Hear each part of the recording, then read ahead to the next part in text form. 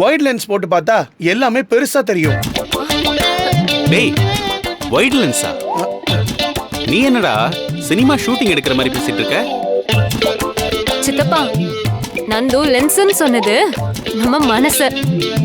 நம்ம மனசுல ஒரு விஷயத்த பெருசா நினைச்சா அது பெருசா தெரியும், சின்னதா நினைச்சா அது சின்னதா தெரியும். அதான் சொல்ல வந்தான். கரெக்டா நந்து? ஆமா.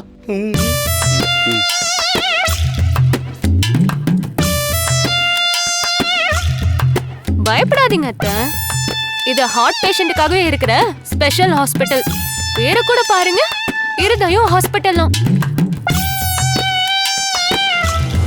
சார், நீங்க தான் சீஃப் டாக்டரா?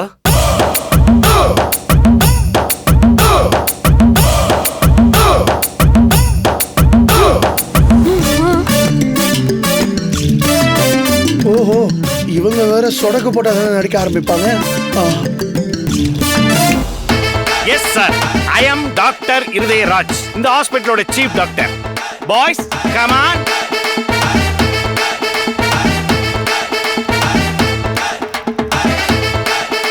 மேடம், உங்கள பேஷண்ட் யாரோ இதுல ஏறி படுத்தீங்கன்னா போயிடலாம். எங்க? மேலதான். என்ன மேலையா? அது மேலதான். ஆபரேஷன் தியேட்டர் மேலதான் இருக்கு. அததான் டாக்டர் சொல்றாரு. Yes S.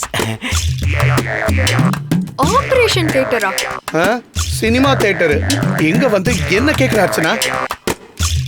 டேய் நந்து, முதல்ல என்ன பிரச்சனைன்னு செக் பண்ணாம டைரக்டா ஆபரேஷனுக்கு போகணும்னு சொல்றாங்க.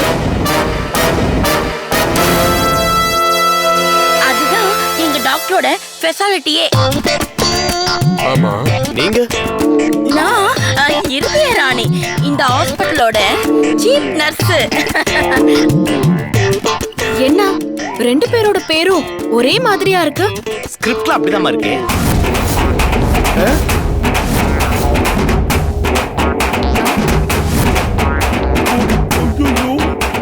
அதாவது கடவுளோட சீன் பேப்பர்லயே அப்படித்தான் இருக்குன்னு டாக்டர் சொல்ல வராரு.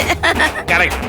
அதுவும் ஃபியூச்சர்ல நான் பெரிய ஹார்ட் சர்ஜனா வருவேன்னு தெரிஞ்சுதான் எங்க அப்பா எனக்கு இருதயராஜ்னு பேரே வச்சாரு.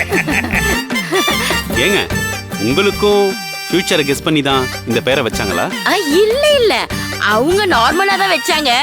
நான் தான் அதை என் ஃபியூச்சராவே ஆக்கிக்கிட்டேன். ஆஹா.